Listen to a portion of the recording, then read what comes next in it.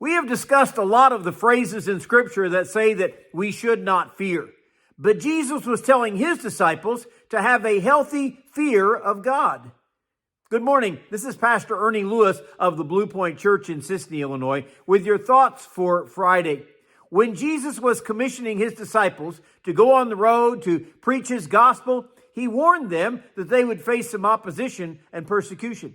He even says to them in Matthew chapter 10 and verse 28, "Do not fear those who kill the body, but cannot kill the soul." Now that may not have been well received from them because they were fearful of the many who had opposed Christ and his teaching, oftentimes openly in the streets. To be honest, that seems like those are the ones that we should fear the most, right?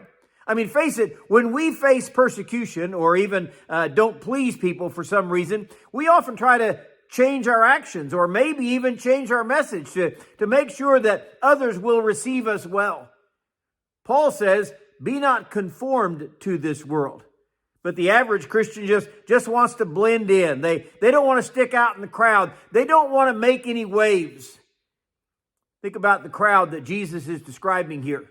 I mean, they were very open to stone Stephen for his preaching, and they thought nothing of it. These are the ones that had James beheaded because he was the head of the New Testament church. And they said that pleased a great number of Jews, so they were glad they had done it. Even sought to do the same for Peter right after that. And of course, John the Baptist was beheaded for his teachings. But Jesus was trying to get across the point as to what matters most in this life. The whole part of verse 28 actually says, "And do not fear those who kill the body, but cannot kill the soul, but rather fear him who is able to destroy both soul and body in hell."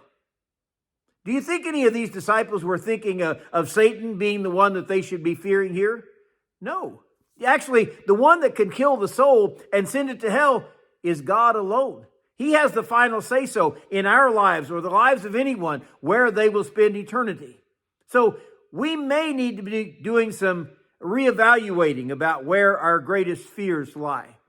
I'm afraid too many times we fear others who may mock us, make fun of us, or even make our life uncomfortable in some way or difficult.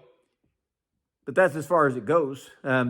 Granted, there may be those rare occasions where they will end our life here. We certainly read about those cases of persecution and even martyrdom in that magazine, The Voice of the Martyrs, in so many countries today. But we need to face the bare facts. We are cowering to the wrong ones.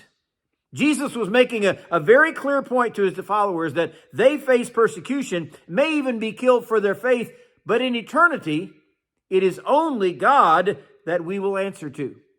So if need be, let's reevaluate our priorities here and who we seek to please in this life. Only the God of the universe holds our eternity in his hands and makes the final say-so about you and me. So if we're facing some troubles and some persecution, remember who we should fear. Jesus said, "Only fear him who is able to destroy both soul and body in hell, and seek to please God rather than men."